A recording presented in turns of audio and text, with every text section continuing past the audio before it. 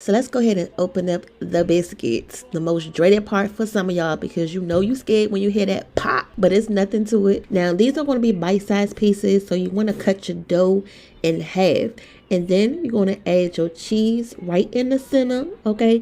Now the important thing here is to make sure your cheese can fit in your dough.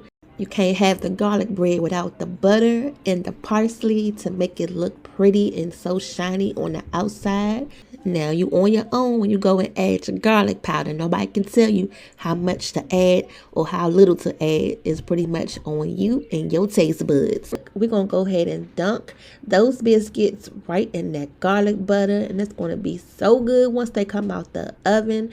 Now, don't toss that garlic butter away just yet, because we're going to go ahead and drizzle that garlic butter right on top of these biscuits now that they've come out the oven. See y'all later. Bye.